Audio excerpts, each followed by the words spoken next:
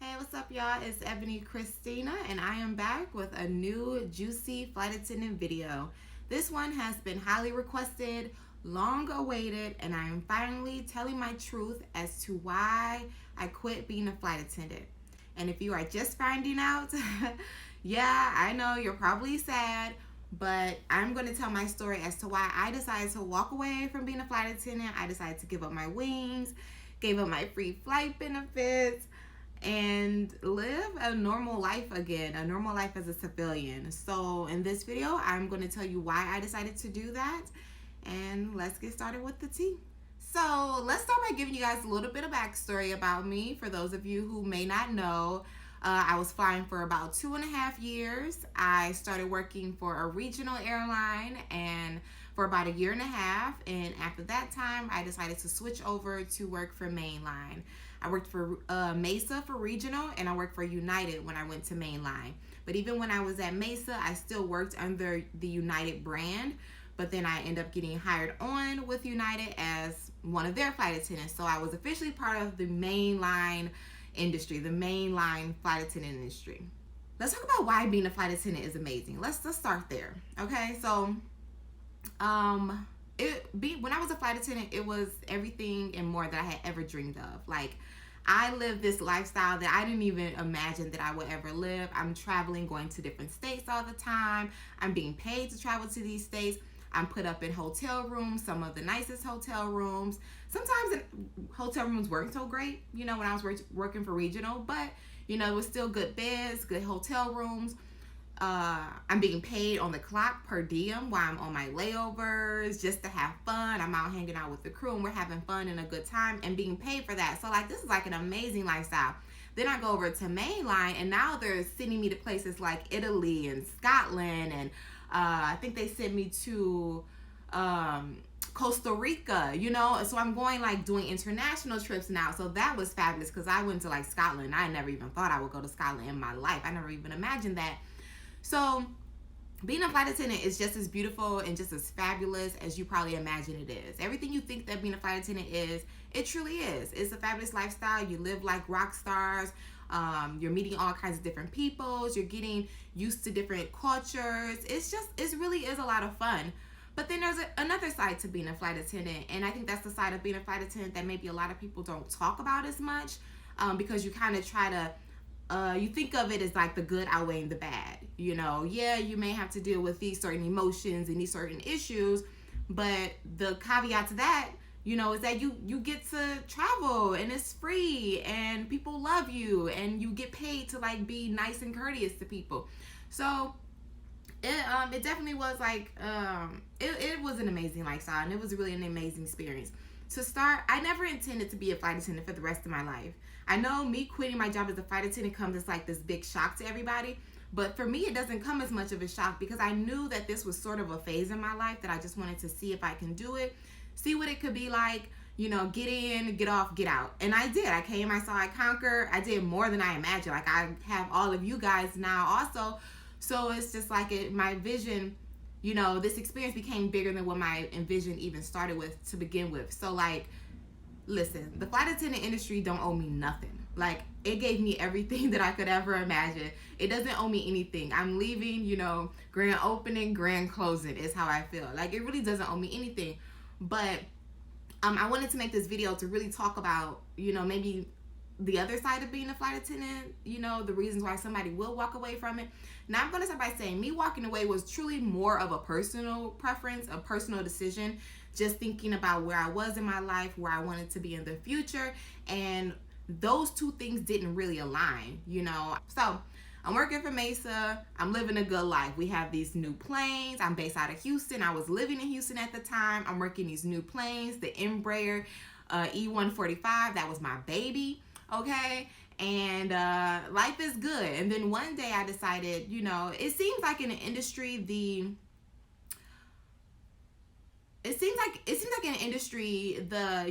goal is always to go mainline.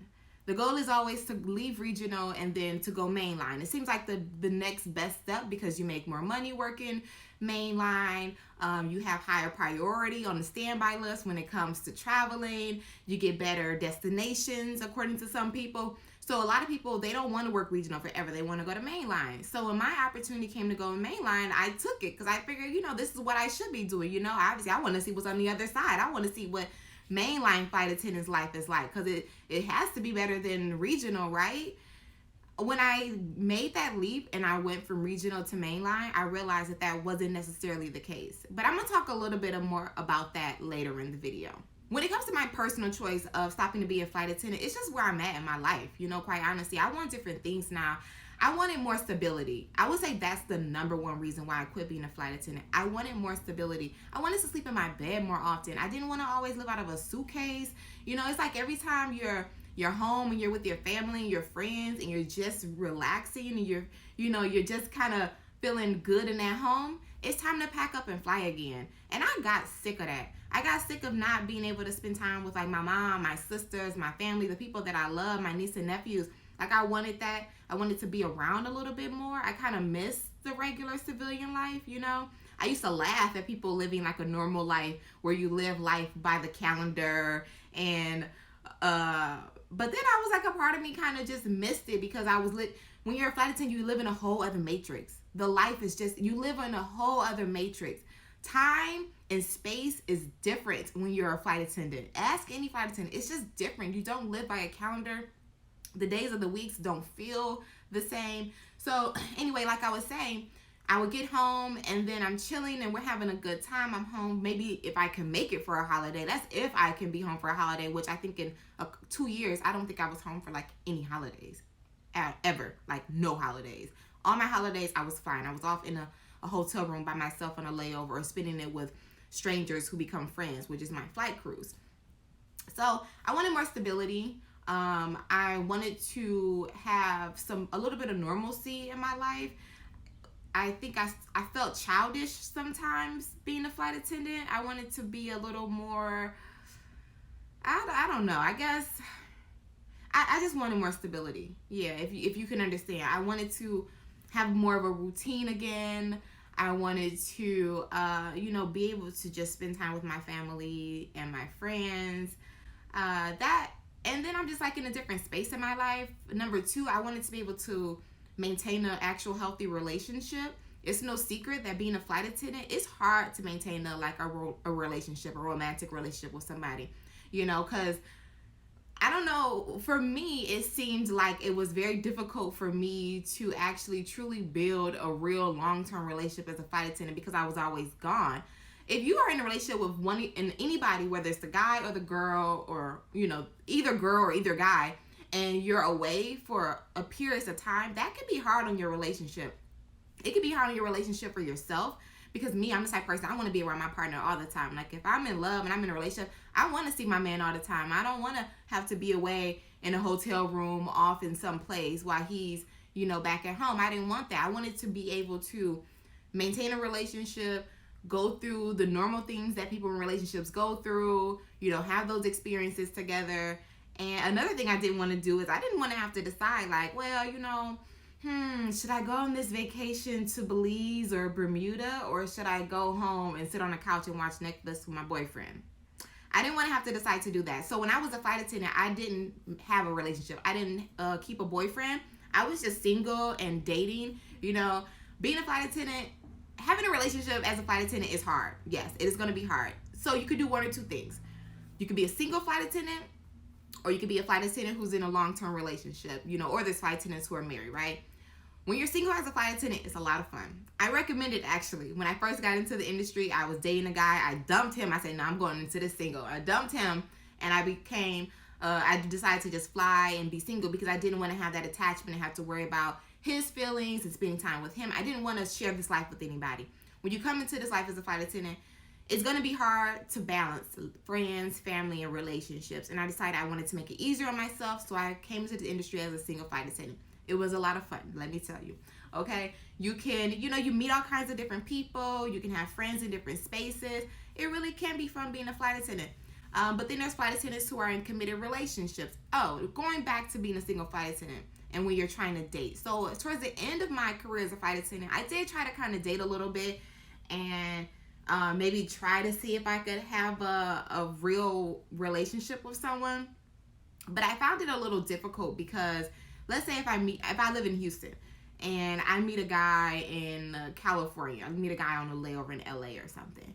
You could have an amazing like 2 days together, and then you decide to keep in touch. And maybe you do keep in touch, right? So you keep in touch, you're texting and you're FaceTiming and you're talking, and then you go and see him the next time you're in that city or something, or maybe he'll come to see you on one of your layovers.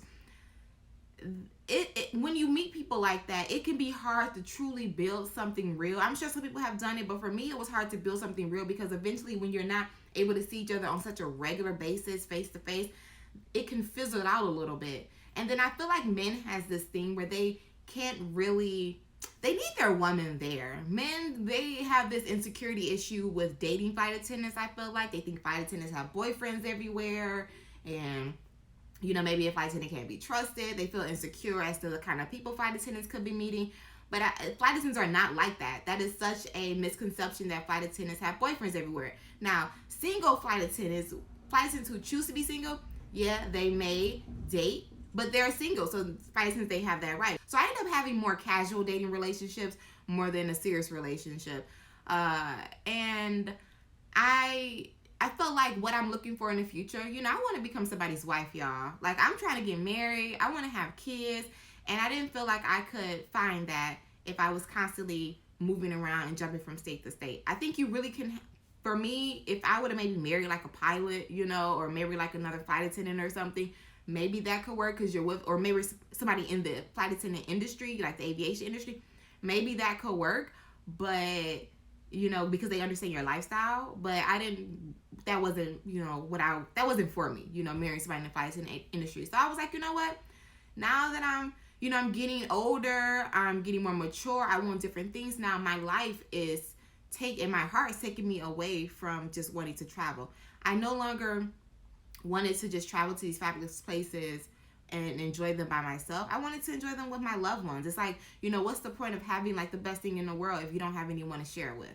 And that's what I felt. I really felt like I'm living this fabulous life. I'm flying first class all the time, but I don't really have anybody to share it with. So then it got just like, well, what is this all worth? And I didn't want to be the flight attendant who is like older in age and single and your life is just layovers and that's it. I didn't want that, for me. There's a lot of flight attendants who do it. They live happily fulfilled lives, but I know in my heart that wasn't going to fulfill me. And then there's also flight attendants who are married and who do have families and they're able to live this lifestyle. But I didn't know if I could do that. So I figured if I wanted to gain something, I had to let something go. And I decided to sacrifice my life as a flight attendant in order to fulfill my next vision for my life. And that's that. That was the second reason. So stability and a relationship. And I guess the relationship kind of goes into stability. Going home, sleeping in my bed. I cannot tell y'all how much I miss sleeping in my own bed every night. I can't tell you how much I miss just chilling on the fucking couch. Just doing nothing and not having to be waiting for a crew scheduling to call me or having my bag packed at the door and not even ever unpacking my bag. For 2.5 years, I literally lived out of a suitcase. It is insane, but it's fucking fabulous at the same time. But it's a little insane, y'all. It is very lonely being a flight attendant, and I didn't want to be alone anymore. Like, I remember I said that I had this fabulous lifestyle, but nobody to share it with. It gets very lonely being a flight attendant because, number one, outside of the airline industry, nobody understands your life. They don't understand what you're going through, what you're experiencing, what your life is like. So it's kind of hard to share with someone else. It can cause friction in your relationships as well. Flight attendants go through periods of depression. I know I did, because you're always in a hotel room and you're away, and sometimes you end up like drinking those, not drinking like heavily a lot, but you will just like, I'm just gonna have a glass of wine to not think about the fact that I'm alone in this nice hotel room.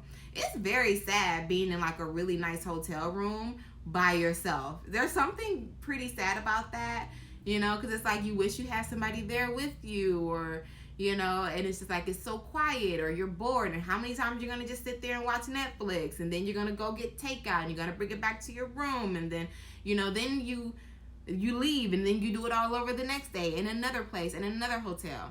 It's very fun in the beginning. You're like, oh, I'm in nice hotels and you don't have to clean up and it's fabulous, but after a while you're like, it's another hotel. You know, you rather be laying in bed with your boo, you know, or, you know, you rather like be at that barbecue with your family or spending the holidays with your family. Christmas, Thanksgiving, 4th of July, Memorial Day, Easter, forget about it. New Year's Eve, forget about it. You are flying. You are not spending any of those holidays with your family. Don't even think about it. I would say like the first 5 years, don't even think about it unless you're regional. If you're mainline, good luck ever being home for any holidays. You don't get holidays off. There's a sense of depression in the flight attendant world that nobody talks about. A sense of loneliness and being down and just lonely. You know, it is a flight attendant is definitely a lonely it can be a lonely industry for sure. Alone in the sense that nobody understands you, and then alone physically because you're always in a hotel room by yourself. Maybe your crew doesn't want to hang out and then you have to hang out by yourself. But yeah, I want to say if you do become a flight attendant, understand that one day you will be in that hotel room and it will feel very cold and you will feel it. It will feel very cold. And you're going to question whether or not you're doing the right thing. You're going to question whether or not it's worth being away from your family. Is all this worth not being able to spend the important times with your family? Is it worth missing someone's birthday, missing a celebration, missing someone's graduation? I can't tell you how many times that happened to me. I would say another thing is I didn't want to be a rag doll anymore. So I ended up going to mainline and I had to be on reserve again. So when I was with regional, I had a line. I basically made my own schedule for the most part. But then when I was at mainline, I ended up being on reserve and now I'm like somebody's rag doll again. They're calling me, they're not calling me, they're sending me on just turns, which is basically when you leave your base and come back to your base the same day. You don't actually get a layover. I'm sitting around a crash pad all the time, so I'm like, I got better things to do than to be doing this. If I'm not doing this to actually fly and get these experiences, listen, I got better things to do. So that was another reason why I decided to quit, and that goes into the talk about working with mainline. And another thing, money. You know, let's be real. I didn't make any money really. And it's okay when you become a flight attendant, y'all know it's no secret. Flight attendants in the beginning of the career don't make any money. You don't make money. You know, you work, you do all this flying, you work all these hours, but you're not making much money. But you get to travel. So you do things in order to maintain a lifestyle, you know, a decent lifestyle without having to struggle. So what I did when I first became a flight attendant, I wasn't making any money. I roommated with my sister. My sister moved in with me, and so she was able to pay half of the rent with me. So that cut down a little bit of bills. My car was paid for, so I didn't have a car note. And my dad was paying my car insurance. Honestly, I did have a car note. My dad was paying my car note and my car insurance. So everybody doesn't have that. You know, I was lucky. My dad, he took care of my car and my car insurance. He always did that. So I didn't have to pay my own car note or car insurance. So that was another bill I didn't have. I only paid half my rent, so that cut down on those expenses. I'm not a big shopper, so I didn't spend a lot of money on shopping. I dressed very basic when I was a flight attendant, jeans and t-shirts. That's all I did. So I had like, you know, smaller bills. I was able to like just pay my half of the rent, my phone bill, credit card bills, and bam, that was it. I don't have kids yet, you know, so I don't have a mortgage yet that I had to pay for. So it was easier for me to make these different changes in my life and sacrifices to maintain a lifestyle while being a flight attendant. But for some people, if you are married and you do have a lot of bills and, you know, you may not be able to live off $25,000 a year, you know, and it might not have even been $25,000. It could have been like $18,000. Whatever it was low, y'all. It was really low. So in the beginning, it was cool. Then I ended up just kind of living out of a crash pad. I decided to kind of live my life as a wanderlust. I lived like a very minimalist life. So I ended up giving up my apartment altogether. My sister got her own place. I decided I didn't want to renew a lease. So I was basically living out of a crash pad and then just hoping I would get a lot of layovers. I'm living like a freaking wanderlust. And I was like, yeah, this ain't really for me. So I didn't really want to live with strangers all the time and not have my own space. I needed my own space. I'm so used to like living by myself, you know. I needed my own space and I hated living in a crash pad. I hated it so much. I lived in a crash pad in Houston, which that one was cool because a lot of flight attendants were never there. And there were only like 4 of us in that crash pad, but it had room for like maybe 10. So that crash pad was good until it closed down. So then when it closed, by that time I was going mainline to work for United. So that was fine because I ended up just going to training. Then when I got out of training, I got based in Newark, and I lived in a crash pad in Newark. I hated that crash pad in Newark so much. There was so many people there. It was unisex. I think the people in the crash pad were cool. One of my best friends, she was my roomie there. And then like there were other girls, and there was like two other guys who lived there. And everybody was nice. They were cool. They all seemed to be very happy. I felt like I was the only one on the inside who was slowly like dying and feeling so unfulfilled. I hated it so much. I get overwhelmed with energies. So I can't be around. I'm an introvert, so I can't be around a lot of people all the time. Like when I'm done flying and I just want to go home and unload and relax, I don't want to have to see anybody. I don't want to have to talk to anybody. I don't want to have to deal with anybody. I don't want to share bathrooms. I don't want to sleep in a bunk bed, y'all. I was sleeping in the top of a bunk bed. No, I'm like, this ain't it. This ain't it. So that was the first time I had to really experience that. You know, I knew about crash pads, but that was the first time I experienced like kind of really living out of a crash pad.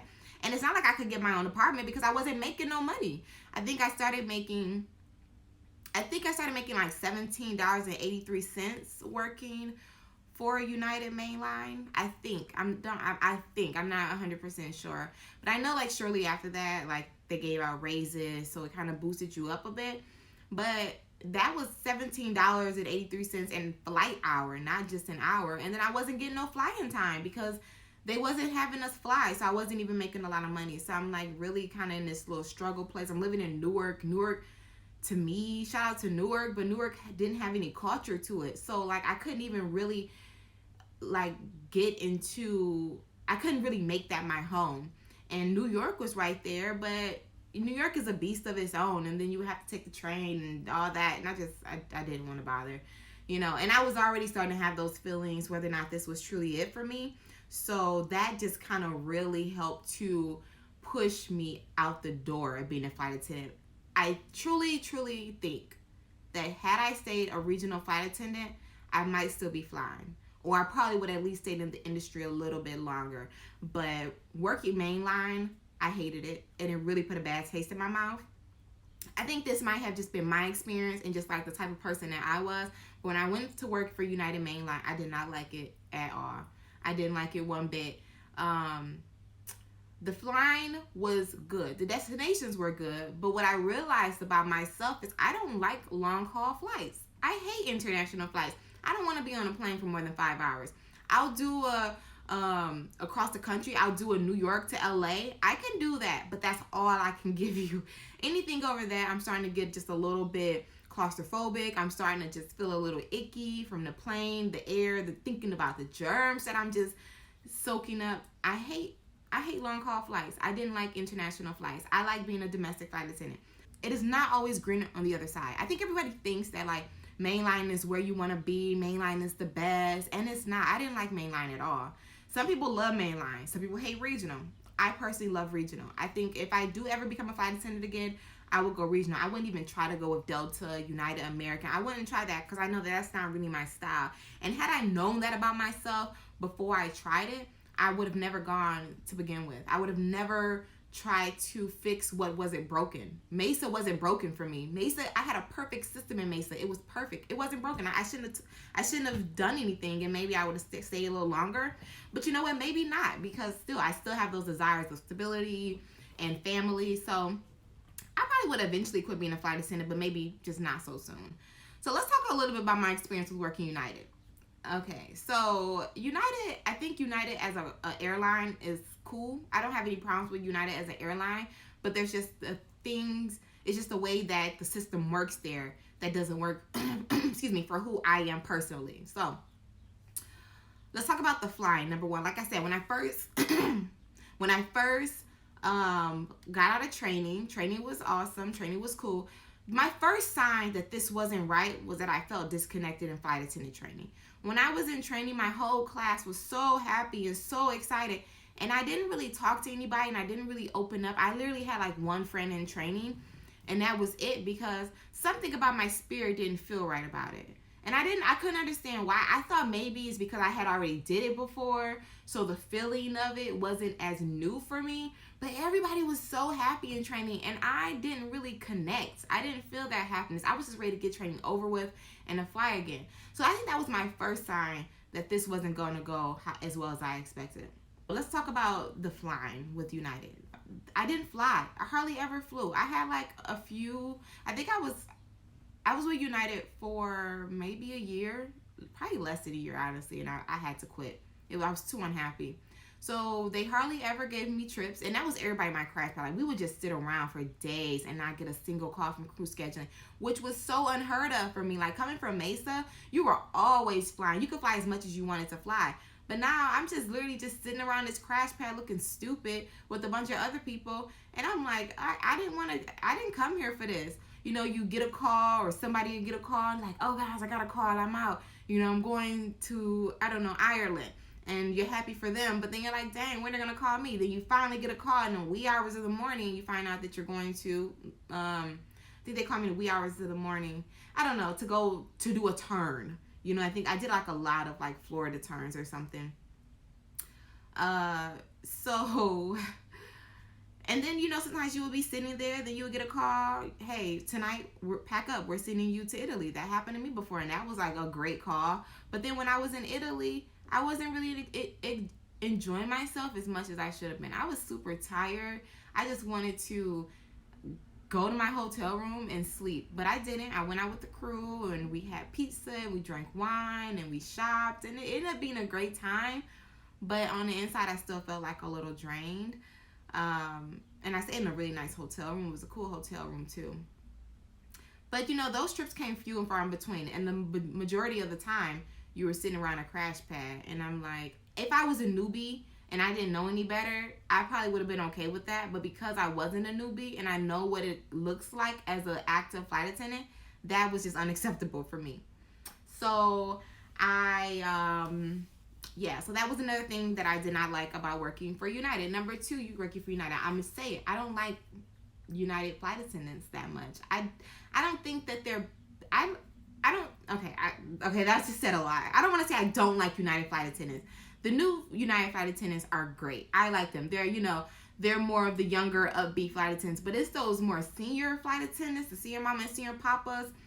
I don't like working with them. I don't like working with so many flight attendants on an airplane because people think they're boss. And when I was working regional, there was only 2 flight attendants. We worked as teammates, you know. There was no boss. But then you have like a lead flight attendant, or you may just have one flight attendant who just designate themselves as the boss and they want to tell people what to do, you know, and the lead flight attendants think that title actually means something. And I didn't like working with so many different flight attendants. Like, you could literally work on a plane with like 8 different flight attendants. And that was like weird to me. I think the transition from comparing regional to mainline was just like a very weird transition. I didn't like working with flight attendants. I do think that mainline flight attendants are a little bit bougie, a little bit more stuck up. I think that regional flight attendants usually are a little more down to earth. You know, they're usually like, they're just like regular people. And I think mainline flight attendants in general, I think that they feel like they're a little more hierarchy. They're a little more up there, so it kind of gets to their heads. So they kind of walk and they act with this, you know, this posture of like, you know, that they're better. And I'm generalizing in a sense, but that was just kind of the feel that I got from kind of observing people or like my interaction with people. But like the new flight attendants coming in, everybody, they're great. It's just like the ones who've been maybe doing it for a little bit of time. You know, just find the airline that's better for you. If you want to do more domestic, I would say go do regional. If you want to be around like the people, more, you know, cooler, down to earth people can say that maybe regional flight attendants aren't as like professional or well kept or something. I don't know. Maybe I fit in with those people, but I felt like I made more friends and I had more fun when I was working regional. It was more of a funner experience regional than it was with United. United seemed too businessy. You know, it just seemed way too businessy for me, and I didn't like mainline at all. Another thing about working mainline, your crews are constantly switching. Like, you could fly, like the pilots and the flight attendants aren't on the same schedule. So you can start a crew with 2 pilots, and then you end up in that layover. The next morning you have a whole new set of pilots. you know, or you have a whole new set of flight attendants, or they take you off that trip and throw you with another crew of flight attendants. So you're never able to really build relationships with your crews because your crews are constantly changing. Whereas when I was working regional, when you start with your crew, you end with that crew. You guys, okay, we're spending 3 days together, guys. We're spending 4 days together. Here's where we go. And then you end up having more fun and building bigger bonds. I like that. Maybe I'm a little softy and I like more of a family-like relationship. The positives about mainline is I did get higher priority on a standby list, so that was very nice. I got to travel to some international places. That was nice as well. And I would say that was it. The crew room was a little better. Yeah, my crew room was better. And yeah, that was it. That was the only thing I liked about working mainline. I didn't like anything else. Okay, so there you have it. That's basically those are the reasons why I quit being a flight attendant. They're not so shell-shocking. Nothing dramatic happened to me. It was just that over time, my experience and my passion just started to change. Some things were internal feelings and goals that I have for myself, and some were as a result of the airline I was working for. And I think that perfect storm of those two things coming together, I just broke and I was like, I don't want this anymore. I don't want this lifestyle anymore. So I quit. So now we're going to get into the Q&A. So I went on Instagram and I told you guys to send me your questions. This video has already been super long, so I'm going to try and get through this. I told you guys to send me some of your questions that you wanted to ask me about why I quit, and I was going to answer those on this video. So let me go ahead and go to my Instagram and find some questions. There were some really good questions that you guys asked. So the first question is from Zabita_Darlene. She says, were there more than one occasion where you wanted to quit? And no, there wasn't. There was only one occasion where I got triggered to quit. And when I got that feeling, I kind of sat on it for a while. I sat on it for, you know, a few months and saw maybe it's a phase, maybe it'll go away. Maybe, you know, my life at mainline will improve. It'll get better. You know, they say, oh, it gets better. And when it didn't, that's when I was like, okay, I finally have to quit. It's time for me to pursue other things. And that's when I decided to quit. But before that, I never even thought about quitting. It was like when that feeling came, it came. And once it sat there with me for a while, you know, I have this thing where I listen to God and I listen to the universe. And I know when I'm being told to move. And I felt like that feeling came where it was like, it's time to move. And I was like, I don't know, you know, let me kind of feel it out. And I sat around and I saw if it was going to get better, and when it didn't, when my mood didn't change, my love for flight attending didn't change, I was like, okay, I finally have to go ahead and take this leap and then go ahead and quit. So, but no, there was not more than one occasion that I ever wanted to quit. I loved being a flight attendant. I really did. So, nope. So pretty_Erica asks, can you talk about the unpretty side of being a flight attendant? I recently quit as well. And she said she quit for stability, and that's exactly it. The unpretty side of it is the loneliness, and it's the instability. It's always being by yourself, always feeling like you don't really have anyone to connect with about it, and then that instability of always living out of a suitcase. Your bags are never unpacked. You never go somewhere, you never go home, and you feel truly relaxed and like you're staying put. It's like, you know, it's just that clock is ticking. It's just a matter of time before you have to go to that airport and jump on that airplane and be somewhere else again by yourself. Like, just imagine having a grand time with your family. You're at a function, a party, you're doing good, and you know they'll all be over pretty soon because you'll be flying back out. That's the unpretty side. The unpretty side of being a flight attendant is truly just being okay with being alone all the time. Being okay with that. Because it's going to happen. The pay, I would say, is an unpretty side. That you have to experience. You got to be prepared for the pay. I think you can do it. I don't think you should be a flight attendant for the money. I think that it's not something that you get into for the money, but you have to be prepared for the fact that you're going to struggle. Your lifestyle may change. If you used to live in more of a fabulous lifestyle, you're going to have to become a minimalist, get rid of a lot of stuff, live out of your suitcase. Hopefully you have some support, some financial support maybe. You have extra income. That was one of the reasons why I wrote my book on how to become a flight attendant, because it did give me more extra income. You know, you got to have a little side hustle about yourself, or just get used to living a simple life. And that's not all bad either all the time. So yeah, that's the ugly side of being a flight attendant for sure. There are ugly sides to being a flight attendant, but people do glamorize it, and it is a very glamorous lifestyle. But it's not all. It's not all glamour. I assure you. Okay, so ooh, honey, she asked a few good questions. She wanted to know the main reason why I quit. So I told you stability, relationship, and my unhappiness with working mainline. Was it because of scheduling? Yes, it was because my mainline airline didn't ever send me anywhere. Okay, let me read the question. So, what was the main reason why you quit? Was it because of scheduling, the company itself, tiring of the mind and body, or the constant flying? Oh, and I would like to add that your Fly Girl book and videos helped me get an in-person interview with JetBlue. Thanks for helping a possible Fly Girl out. Aw, thank you. I'm happy to hear that. So, yeah, it was because of scheduling, and it wasn't because it was bad scheduling. It was for lack of scheduling when I first became a flight attendant for United. I think United as a company is okay. I think they give good benefits. I think it's fine as a company, but I just think just the culture of it and the way that things were ran just didn't fit well with me. It's tiring.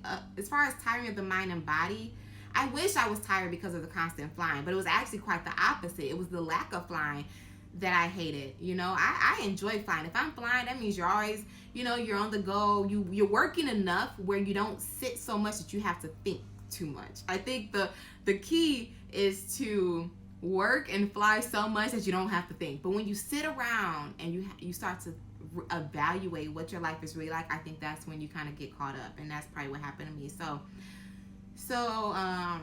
yes, it was for all the above. But my mind and body, I don't think my mind and body was tired. I think my mind was over it. And it was just time for me to move on. So thanks for those good questions. Okay, so Machiavelli Monroe says, hi, Ebony. Yes, definitely would like to know what made you quit. Were you affected by reserve life negatively? Would you plan on flying again in the future? Or do you have another career path in mind? And how has life been on the ground for you since?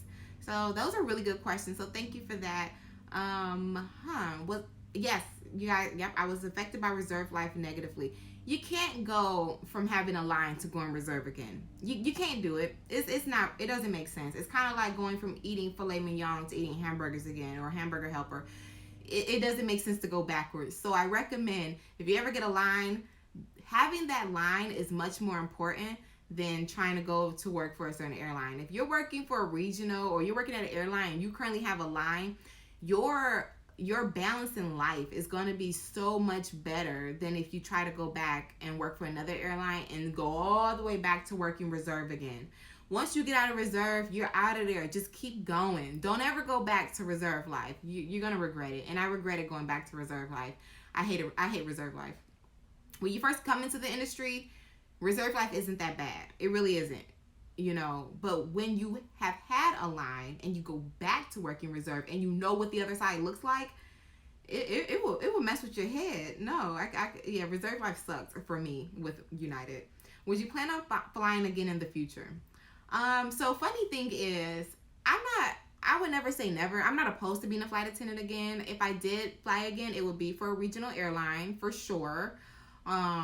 I'm not opposed to flying again, but I don't foresee it's going to happen. Like where my life is now, the things that I'm working on, where my life is going in the future, I don't think it would be possible for me to fly again. But if for whatever reason, life led me that way, I wouldn't push it away. I wouldn't mind necessarily going back as long as it's the right fit for me, and I really evaluate it. I wouldn't mind going back, but I don't know if I would ever go back because, who knows what's going to happen in my life the next, I'm working on things. It's just, yeah, where my life is at now, it wouldn't be feasible for me to just drop everything right now and be a flight attendant. But, never say never. I could be one of those women who, become a flight attendant 15, 20 years again from now. Who knows? Well, maybe not 20 years from now. But, 10 years from now or something. But, yeah, so I'm not opposed to being a flight attendant, but I don't know if it's probable that it's going to happen. Do you have another career path in mind? Business owner. Yeah, my career path is really focusing on building my own personal brand, building my own business and living off that. If I could make what I make now in my own business, I would be totally satisfied. Just being my own boss, you know, maybe selling my own product or something. You know, I'm really working on some things now, trying to get some ideas off the ground, get some, you know, momentum going, and kind of see where it goes. But if that could happen, that would be a dream come true, and that would be more important to me than being a flight attendant. You know, if I could make my own money and I could pay to just take a trip to travel where I want to go, I would be totally happy with that. I would love to do that. That's really what I would like to do. Instead of having to work for an airline to travel where I want to do, I would love to make enough money or have a certain lifestyle where I could just be like, you know what, if I want to go to LA, I'm going to book a flight to LA. I don't have to, you know, have free flight benefits in order to travel somewhere. So that's my career path. My career path is always entrepreneurship, being my own boss, and building a successful business. And that is what I'm actually trying to work on right now. So pray for me. Hopefully I get some good inspiration and good things happen. And how has life been on the ground for you since? It's been boring. I'll be honest. Life has been boring on the ground for sure. I do feel stability. I will say I do love coming home every day. I love having my own space. I love sleeping in my own bed. Things are happening that I wanted to happen. But then, you know, negative things are going wrong in my life right now.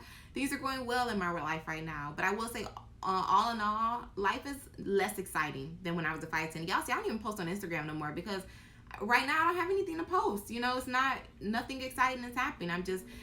I spent the last year really trying to find myself and like who I was. Being a flight attendant was like an identity for me. So when I stopped flying, I really went through like a bit of an identity crisis. I had to figure out like, who am I anymore? Like, I didn't even know who I was when I stopped flying. I went through some stuff, you know, so... But yeah, life on the ground has been boring since, but I can say I do get to spend more time with the people that I love. I'm able to just do normal day-to-day things. I have more of a routine in my life. I'm able to focus on other plans that I have set for myself. So that's been good. That's been a good part about it. Golden Brown Honey says, what's the biggest takeaway you got from being a flight attendant? If you could give advice to someone who wants to be a flight attendant and a travel blogger / brand influencer, what advice would you give them? Those are good questions too. So my biggest takeaway from being a flight attendant is just to always follow your dreams. Always follow where your heart wants to take you, your goals, because life doesn't always have to be so serious and about adulting. And I realized that, like, when I quit my job working at the bank in downtown Houston to become a flight attendant, like, this whole new amazing world opened up to me. A world I had no clue about. It never even dawned on me to try and become a flight attendant, but yet it really just opened up this just beautiful life. You know, and that life, you know, all the good comes with a little bit of bad, but all in all, the flight attendant life was beautiful. It really was. It was a beautiful time. So my biggest takeaway is that life has a lot to offer. It really does. Life does not have to be all about paying bills and going to work. It doesn't have to be about that. You know, if you're unhappy where you are in your life, I recommend you make a change. Make a change, because you never know what's waiting on the other side of that door for you.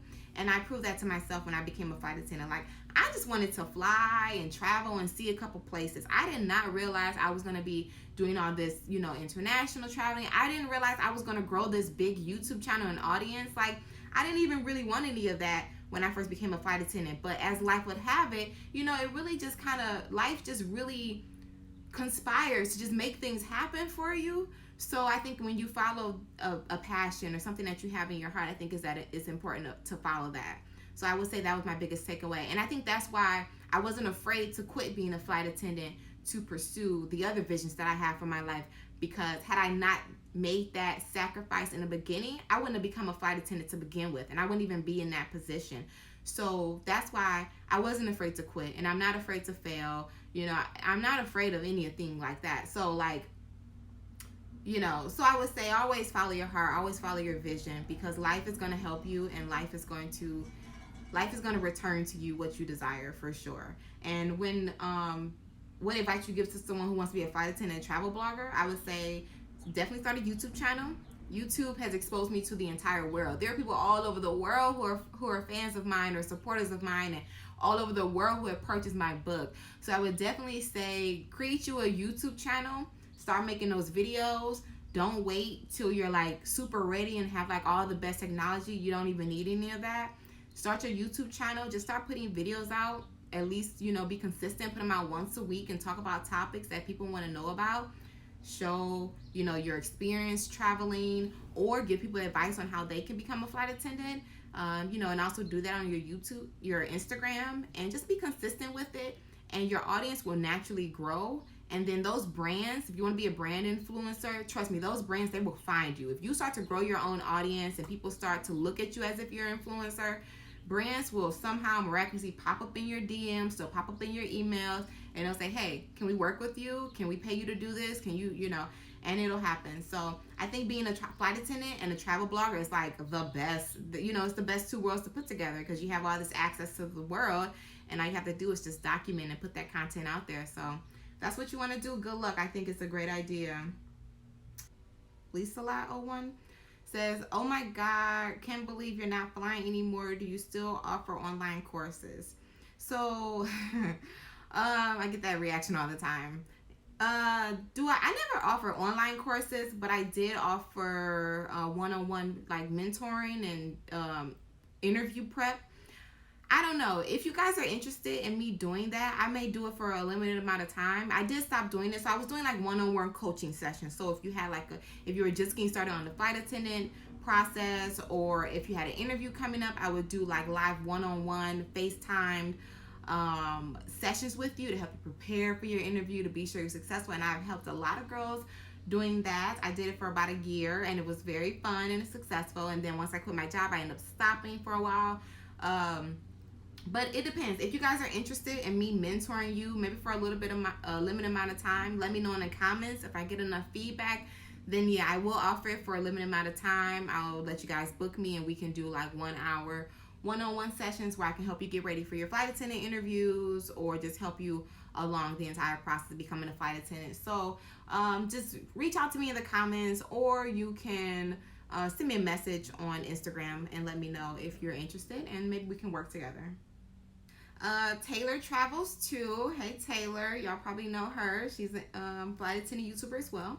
So Taylor asked, would you have stayed longer if you didn't switch airlines? I wonder if it was the change that made you want to quit more. I think if I didn't switch, like I said, if I didn't switch from regional to mainline, I think I would have flown a little bit longer. Eventually I would have still quit, but I think I probably would have stayed in it maybe a little bit longer if I knew then what I know now. You can always just say like, what if, and you think, your hindsight is 20/20, obviously, unfortunately. But maybe, possibly. I think so. I do have regrets going from regional to mainline, honestly. But then I didn't know then what I know now, so it was no way for me to even like measure how I felt back then, whether or not I thought I was unhappy at regional, but in reality I was happy with regional.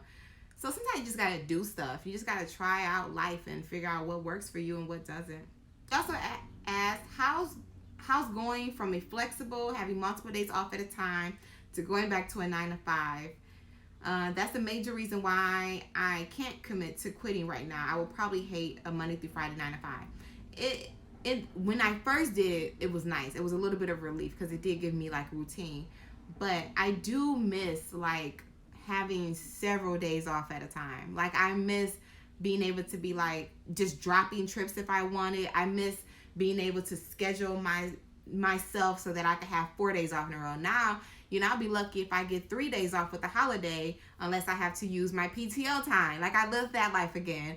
So it's weird. And like my boyfriend, he has a flexible schedule with what he does, and he could just wake up one day and decide not to go to work, and it's not a big deal for him. Or he wants to carve out 2 weeks to go on a trip, and I'm like, I can't carve out 2 weeks to go on vacation. Like we got to figure this out next year. So yeah, it is definitely a change, and it's I miss the flight attendant life on those days when I'm like but I don't know. I knew it was going to happen. I knew it was going to come with this change I decided to make. So it's going to be an adjustment, Taylor. If you do decide to ever quit and go back to it, I would recommend try to get into a career where you can still have that flexible schedule and not feel so bound. But if you do have to go back Monday through Friday, 9 to 5, it's going to be a little bit of a life change adjustment. I think any flight attendant who quits and goes back to normalcy, goes back to living a civilian, grounded life, you're going to go through a period of transition. You're definitely going to go through a period of transition. And I feel like I'm finally coming out of that weird period of transition. Now I'm getting into this rhythm of my life, and it took me like 2 years to do it. What was Africa and Queen 23 asked, what was the hardest part of being a flight attendant? The hardest part of being a flight attendant, I would say, it's just being away a lot. Yeah. It's balance. It's having that work-life balance a little bit, balancing time with the people that you love and balancing the career that you love. That is the hardest part. You're gonna have to, when you're flights, you're gonna have to learn to balance those two worlds. You know, be able to give your all and really enjoy this career that you've always dreamed of, while also not forgetting about the people that you have at home who love you and who miss you. Once you figure out a way to balance that, and you know, usually having a line will help, your life gets a lot better. That's the hardest part. It's balancing life and career, and then also budgeting. Budgeting is going to be hard for you. For some people, budgeting is difficult. And yeah, just, you know, getting through those up and down phases. You know, the flight attendant life is very cyclical when it comes to your emotions, the way you feel about it.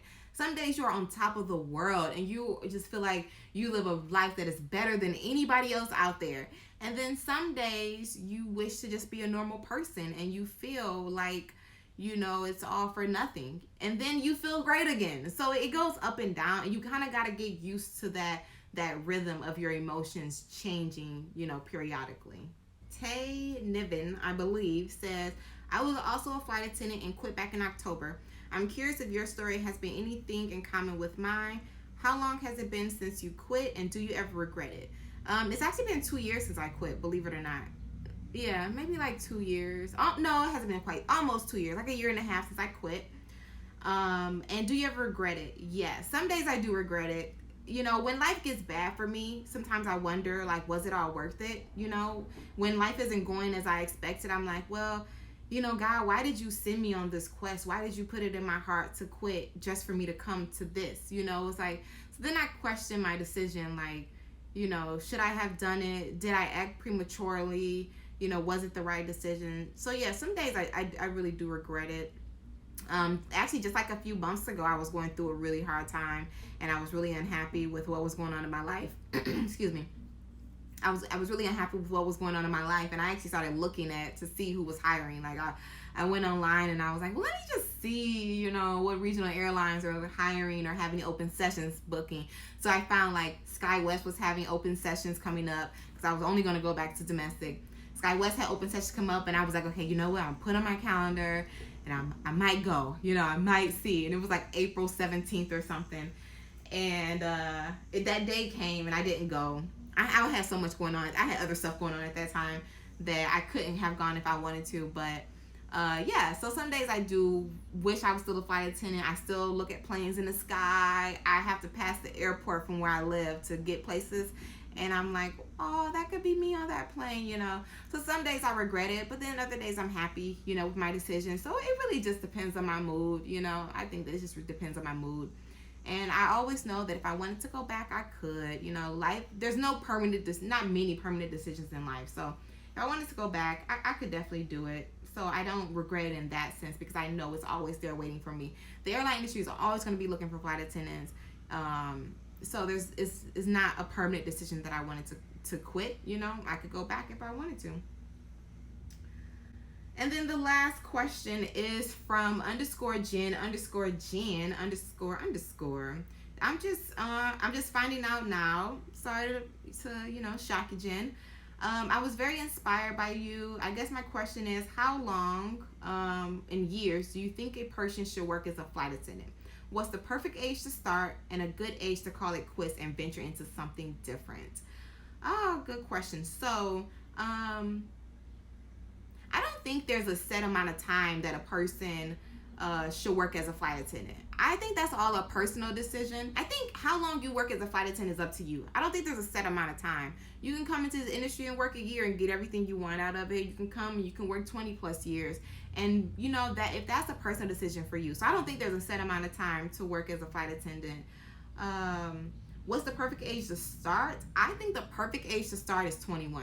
I wish I would have started at 21. I started when I was like 25, 26 or something like that. So I wish I would have started at 21 because I would have had more time in the industry. And I think when you start younger, you gain more experiences when you're younger. I think it's a really great way to really grow into your person and grow into who you are and to mature, because you have all these different experiences and you're just learning so much. So I think 21 is like the perfect age to start. You can definitely be a flight attendant at any age. You can be a flight attendant at 19. You can be a flight attendant at 50 plus. I've seen it happen. I've been in training with all groups of people. So you can be a flight attendant at any age. But I think the perfect age to start is about 21, because you can just begin to get those life experiences and you can grow through it. And then you don't have that pressure of life. You know, the older you get, you have pressures of being an adult and doing things and being more mature. But when you're 21, you're carefree. You probably live at home with your parents. You know, you probably drive a car that doesn't have a note. You know, you have less attachment. So I think the younger you are when you start, the better.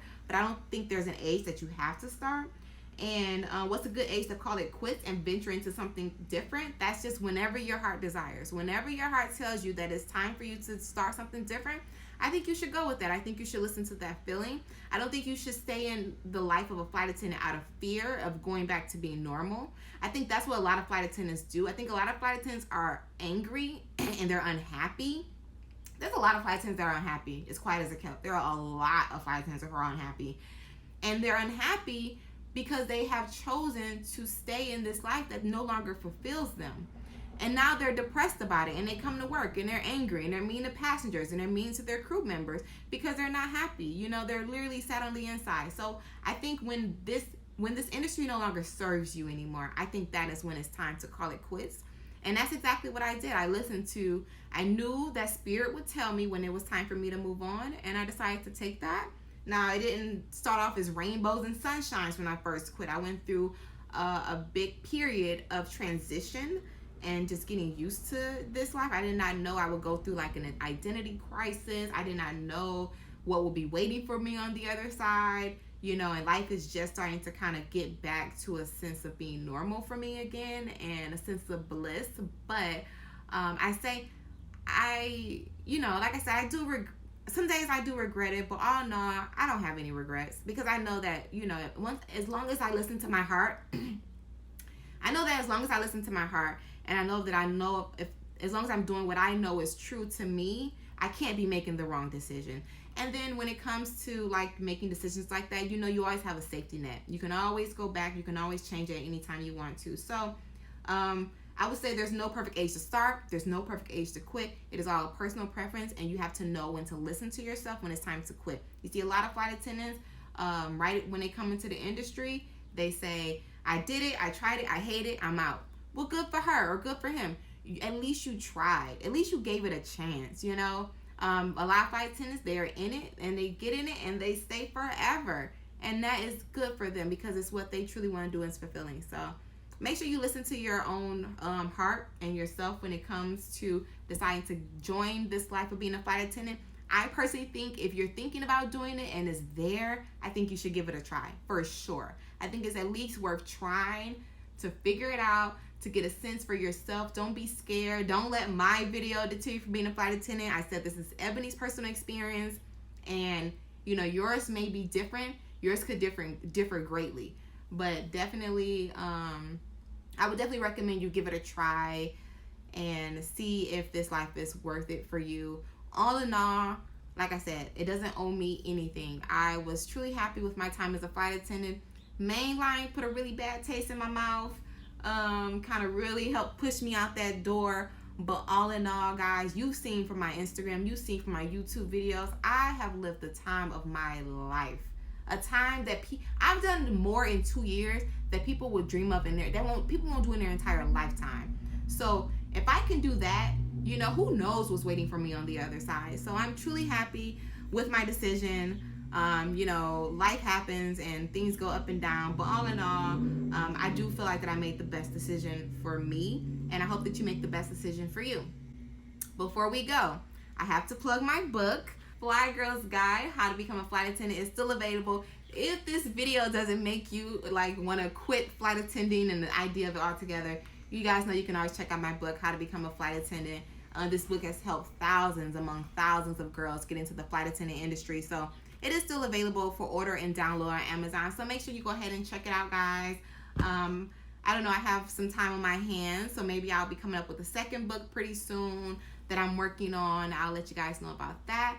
But thank you so much for watching. Thank you for supporting me on this journey of being a flight attendant. Thanks for watching. Subscribe, like, and follow me on Instagram. And thank you guys so much for making my career as a flight attendant all that much worthwhile, because you guys were really probably like one of the biggest parts that made this whole journey and experience worthwhile and satisfying. So thank you, and I love you lots, and I hope to see you guys soon. Bye.